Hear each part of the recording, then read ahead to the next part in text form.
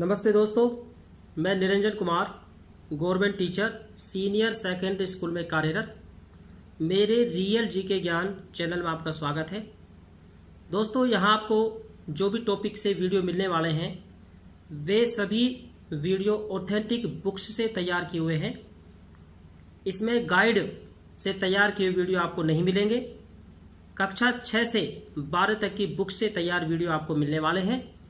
तो मेरी आपसे रिक्वेस्ट है कि आप वीडियो का लाभ उठाएं तथा मेरे वीडियो के बारे में दूसरों को बताएं, चैनल के बारे में बताएं।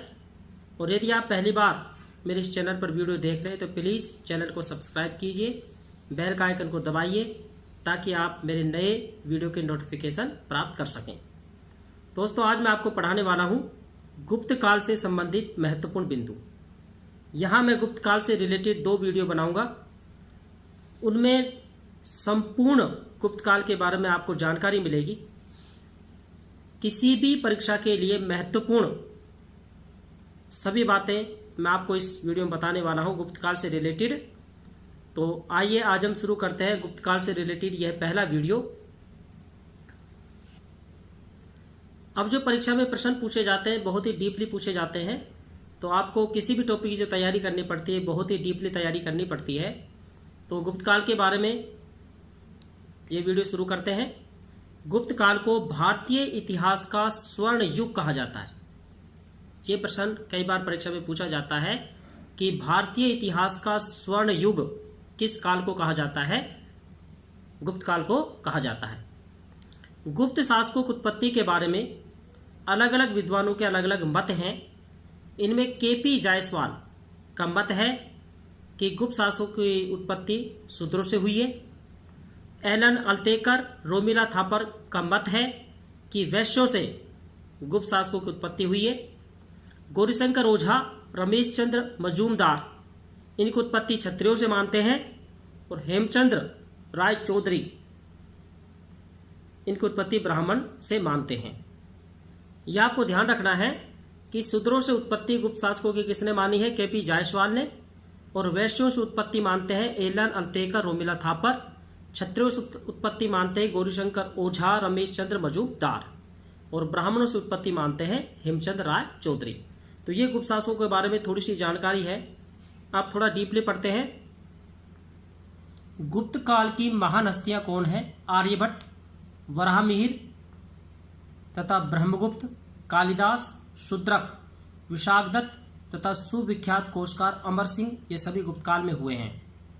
दिल्ली में स्थित लौह स्तंभ, नालंदा में 80 फुट ऊंची बुद्ध की तांबे की मूर्ति तथा सुल्तानगंज स्थित 7.5 फुट ऊंची बुद्ध की तांबे की प्रतिमा भी गुप्त काल की है। दिल्ली का लौह स्तंभ, नालंदा में 80 फुट ऊंची बुद्ध की तांबे की मूर्ति है तथा सुल्तानगंज स्थित 7.5 फुट ऊंची बुद्ध की तांबे की प्रतिमा भी गुप्त काल की बनी हुई है। किन स्मृतियों से हमें गुप्त काल के इतिहास की जानकारी मिलती है? तो वे स्मृतियां हैं बृहस्पति स्मृति और नारद स्मृति। बृहस्पति स्मृति एवं नारद स्मृति से हमें गुप्त काल के इतिहास की जानकारी प्राप्त होती है। जिनसेन रचित हरिवंश पुराण ये एक जैन साहित्य है। तो हरिवंश पुराण से गुप्त काल के इतिहास का पता चलता है। ये जैन साहित्य हरिवंश पुराण ये जिनसेन द्वारा रचित है। इससे भी हमें गुप्त काल के इतिहास का पता चलता है। कौन से विदेशी साहित्य है जिनसे गुप्त साम्राज्य की जानकारी प्राप्त होती है? वह है फो को की, ये फाइयान द्वारा रचित है तथा सी यू की वेहनसांग द्वारा रचित है। ये दोनों विदेशी साहित्य है जिनसे हमें गुप्त साम्राज्य की जानकारी प्राप्त होती है। गुप्त वंश का संस्थापक कौन है? गुप्त वंश का संस्थापक श्री गुप्त था। गुप्त वंश का जो संस्थापक है कौन था? श्री गुप्त। गुप्त लिच्छवी संबंध घटोत्कच के समय प्रारंभ हुए। घटोत्कच यह श्रीगुप्त का उत्तराधिकारी था। इसने महाराजा की उपाधि धारण की थी। प्रश्न बन सकता है कि गुप्त लिच्छवी संबंध किस गुप्त शासक के समय प्रारंभ हुए? तो वह है घटोत्कच के समय गुप्त लिच्छवी संबंध प्रारंभ हुए थे और इन्होंने महाराजा की उपाधि धारण की थी। गुप्त वंश का प्रथम महान सम्राट चंद्रगुप्त प्रथम हुआ। इसने अपने राज्य आरोहण के अवसर पर गुप्त संवत की स्थापना की। 319 ईस्वी में इन्होंने गुप्त संवत की स्थापना की। प्रश्न बनता है कि गुप्त संवत की स्थापना कब और किसने की? गुप्त संवत की स्थापना 319 ईस्वी में चंद्रगुप्त प्रथम ने की थी। गुप्त संवत एवं शक संवत के मध्य 241 वर्षों का अंतर पाया जाता है। यहां मैं आपको बता दूं, शक संवत की स्थापना 78 ईस्वी में कनिष्क द्वारा की गई थी। गुप्त संवत की स्थापना चंद्रगुप्त प्रथम ने 319 ईस्वी में की, जबकि शक संवत की स्थापना 78 ईस्वी में कनिष्क ने की थी। यहां मैं आपको बता दूं, विक्रम संवत की स्थापना 58 ईसा पूर्व विक्रमादित्य ने की थी। तो तीनों संवतों के बारे में बता दिया है। चंद्रगुप्त प्रथम ने ही भारत में सर्वप्रथम सोने के सिक्के चलाए और इसने लिच्छवी राजकुमारी कुमार देवी से विवाह किया था। समुद्रगुप्त यह चंद्रगुप्त प्रथम का उत्तराधिकारी था। समुद्रगुप्त ने आर्यावर्त के 9 शासकों और दक्षिणावर्त के 12 शासकों को पराजित किया था। अतः विंसेंट स्मिथ ने इन्हें भारत का नेपोलियन कहा है। बहुत ही मोस्ट प्रश्न बनता है, भारत का नेपोलियन किस गुप्त शासक को कहा जाता है? भारत का नेपोलियन समुद्रगुप्त को कहा जाता है। और किसने इनको ये उपमा दी है? विंसेंट स्मिथ ने। विंसेंट स्मिथ ने समुद्रगुप्त को भारत का नेपोलियन कहा है। यहां मैं आपको बता दूं, समुद्रगुप्त ने स्वयं को प्रयाग प्रशस्ति में श्रीगुप्त का प्रपौत्र कहा है। प्रयाग प्रशस्ति जो अभिलेख है उसमें समुद्रगुप्त ने स्वयं को श्रीगुप्त का प्रपौत्र कहा है। समुद्रगुप्त का आदर्श वाक्य है दिग्विजय और एकीकरण। दिग्विजय और एकीकरण यह समुद्रगुप्त का आदर्श वाक्य था। अश्वमेघ पराक्रम है, यह समुद्रगुप्त द्वारा चलाए गए सिक्कों पर मिलता है। समुद्रगुप्त ने जो सिक्के चलाए थे उस पर लिखा मिलता है अश्वमेघ पराक्रम है। तो ये कुछ जानकारी है, इनको आप याद रखें। जूनागढ़ अभिलेख द्वारा यह ज्ञात होता है कि स्कंदगुप्त ने मौर्यों द्वारा निर्मित झील का जीर्णोद्धार करवाया था। मौर्यों ने जो झील बनाए थे उसका जीर्णोद्धार स्कंदगुप्त ने करवाया था। यह जूनागढ़ अभिलेख से पता चलता है। गुप्त काल में राजकाज की भाषा संस्कृति बहुत इजी है, लेकिन पूछा जा सकता है परीक्षा में, गुप्त काल में राजकाज की भाषा कौन सी थी? तो गुप्त काल में राजकाज की भाषा संस्कृत थी। धार्मिक कृत्यों में पति के साथ पत्नी की उपस्थिति अनिवार्य थी। गुप्त काल में पर्दा प्रथा नहीं थी। पुत्र के अभाव में पुरुष की संपत्ति पर उसकी पत्नी का प्रथम अधिकार होता था। हरिसेन समुद्रगुप्त का मंत्री एवं दरबारी कवि था, जिसने इलाहाबाद प्रशस्ति लेख की रचना की या प्रयाग प्रशस्ति लेख की रचना की। इंपॉर्टेंट है, ध्यान रखना है। इलाहाबाद प्रशस्ति लेख या प्रयाग प्रशस्ति लेख की रचना किसने की? हरिसेन ने की। और हरिसेन समुद्रगुप्त का मंत्री और दरबारी कवि था। प्रयाग प्रशस्ति लेख ब्राह्मी लिपि एवं चंपू शैली में लिखा गया है। प्रयाग प्रशस्ति लेख जो है वह ब्राह्मी लिपि एवं चंपू शैली में लिखा गया है। चंपू शैली गद्य और पद्य मिश्रित एक शैली है। आर्यावर्त का प्रथम युद्ध समुद्रगुप्त एवं अच्युत नागसेन, ये नागवंश का था, के बीच हुआ। समुद्रगुप्त की आर्यावर्त में अपनाई गई नीति को प्रसभोद्धरण यानी शक्ति से जीतना कहा गया है। इसने विक्रमज्ञ की उपाधि धारण की। समुद्रगुप्त ने जो आर्यावर्त में अपनी नीति अपनाई उसको कहा गया है प्रसभोद्धरण, और इसने विक्रमज्ञ की उपाधि धारण की थी। समुद्रगुप्त ने अश्वमेघ यज्ञ करवाया तथा अश्वमेघ पराक्रम की उपाधि धारण की। प्रश्न आता है कि अश्वमेघ पराक्रम की उपाधि धारण करने वाला गुप्त सम्राट कौन था? समुद्रगुप्त। समुद्रगुप्त को अनेकाश्वर में अश्वमेघ याजन किसने कहा है? समुद्रगुप्त को अनेकाश्वमेघ याजन किसने कहा है? प्रभावती गुप्त ने। प्रभावती गुप्त ये चंद्रगुप्त द्वितीय की पुत्री थी। इसने पूना अभिलेख में समुद्रगुप्त को अनेकाश्वमेघ याजन कहा है। समुद्रगुप्त ने कौन कौन सी उपाधियां धारण की? अप्रतिरथ, पराक्रमांक, व्याघ्र पराक्रमांक, ये उपाधियां समुद्रगुप्त ने धारण की थी। समुद्रगुप्त वैष्णव धर्म को उपासक था, लेकिन वसुबंधु, ये बौद्ध विद्वान था, वसुबंधु को अपना मंत्री बनाया था।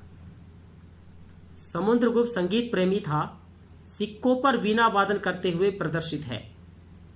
कौन सा गुप्त सम्राट संगीत का प्रेमी था? समुद्रगुप्त।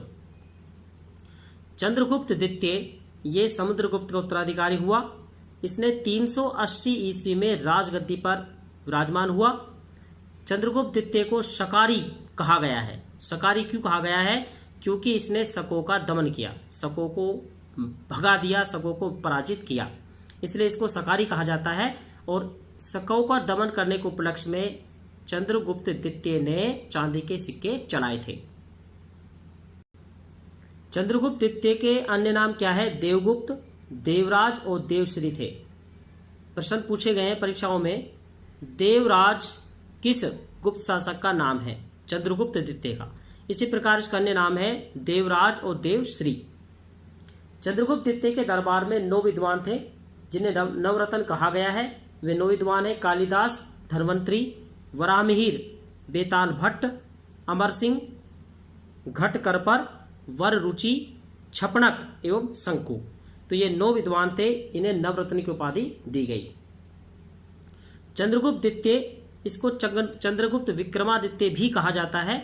यह वैष्णव धर्म का अनुयायी था, वैष्णव धर्म अवलंबी था। इसके अभिलेखों और मुद्राओं में उसे परम भागवत कहा गया है।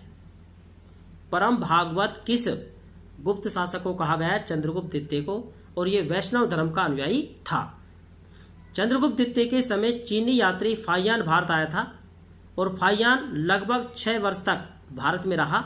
405 ईस्वी से 411 ईस्वी तक यह भारत में रहा। प्रश्न बनता है, चीनी यात्री फाहियान किस सम्राट के शासन में भारत आया था? चंद्रगुप्त द्वितीय के शासन काल में या चंद्रगुप्त विक्रमादित्य के शासन काल में चीनी यात्री फाहियान भारत आया था और वह 405 ईस्वी से 411 ईस्वी तक लगभग 6 वर्ष तक भारत में रहा। चंद्रगुप्त विक्रमादित्य चंद्रगुप्त द्वितीय के बाद कुमार गुप्त शासक बना और इसने महेंद्रादित्य की उपाधि धारण की। चंद्रगुप्त द्वितीय के बाद जो शासक बना वह कुमार गुप्त था और उसने महेंद्रादित्य की उपाधि धारण की थी। गुप्त शासकों में सर्वाधिक अभिलेख कुमार गुप्त के मिलते हैं। बहुत इंपॉर्टेंट प्रश्न है, याद रखना है। सर्वाधिक जो अभिलेख है वो कुमार गुप्त के मिलते हैं। कुमार गुप्त मैंने अभी आपको बताया है, कुमार गुप्त चंद्रगुप्त द्वितीय का उत्तराधिकारी था। चंद्रगुप्त द्वितीय के बाद वह शासक बना था। इसने महेंद्रादित्य की उपाधि धारण की थी और सर्वाधिक अभिलेख कुमार गुप्त ने ही लिखे हैं या बनाए हैं। कुमार गुप्त के समय नालंदा विश्वविद्यालय की स्थापना हुई, यह भी आपको याद रखना है। नालंदा विश्वविद्यालय की स्थापना जब हुई उस समय कौन सा गुप्त शासक था? कुमार गुप्त। कुमार गुप्त के समय पुष्यमित्रों का आक्रमण हुआ, जिसकी जानकारी स्कंद गुप्त के भीतरी अभिलेख से मिलती है। स्कंद गुप्त का भीतरी अभिलेख से हमें ये जानकारी मिलती है कि कुमार गुप्त के समय पुष्यमित्रों का आक्रमण हुआ था। कुमार गुप्त ने सर्वप्रथम गुप्त मुद्रा पर गरुड़ के स्थान पर मयूर को अंकित करवाना प्रारंभ किया। याद रखना है, इंपॉर्टेंट है। पहले गुप्त मुद्राओं पर गरुड़ अंकित रहता था, लेकिन कुमार गुप्त ने सर्वप्रथम गुप्त मुद्राओं पर गरुड़ के स्थान पर मयूर को अंकित करवाना शुरू किया। कुमार गुप्त ने निम्न उपाधि धारण की, कौन कौन सी?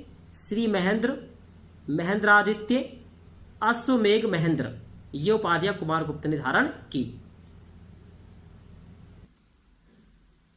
स्कंद गुप्त ने परणदत्त के नेतृत्व में सुदर्शन झील की मरम्मत कराई थी। सुदर्शन झील एक गिरनार पर्वत पर है। परणदत्त को सौराष्ट्र का गवर्नर नियुक्त किया। स्कंद गुप्त ने परणदत्त को सौराष्ट्र का गवर्नर नियुक्त किया तथा परणदत्त के नेतृत्व में ही सुदर्शन झील का निर्माण करवाया। स्कंद गुप्त को तोरमान और मिहिर के आक्रमणों का सामना करना पड़ा। ध्यान रखना है, तो यह आपको ध्यान रखना है कि स्कंद गुप्त को तोरमान और मिहिर के आक्रमणों का सामना करना पड़ा। एरन अभिलेख ये 510 ईस्वी में भानुगुप्त द्वारा बनाया गया, लिखा गया है। इसमें प्रथम बार सती प्रथा का उल्लेख मिलता है। सबसे पहले सती प्रथा का जो साक्ष्य मिलता है वह एरन अभिलेख में मिलता है। इसमें राजा गोपराज की मृत्यु एवं उसकी पत्नी के सती होने का जिक्र है। तो एरन अभिलेख के रचयिता कौन है? भानुगुप्त है। 510 ईस्वी में भानुगुप्त द्वारा एरन अभिलेख की रचना की गई। किस अभिलेख में कुमार गुप्त को शरदकालीन सूर्य की भांति बतलाया गया है? तो वह तुमेन अभिलेख में। तुमेन अभिलेख में कुमार गुप्त को शरदकालीन सूर्य की भांति बतलाया गया है। तो दोस्तों, अभी तक आपने यदि मेरा चैनल सब्सक्राइब नहीं किया है तो प्लीज चैनल को सब्सक्राइब कीजिए और आप इसका दूसरा पार्ट गुप्त साम्राज्य पार्ट 2 देखना नहीं भूलें। धन्यवाद दोस्तों।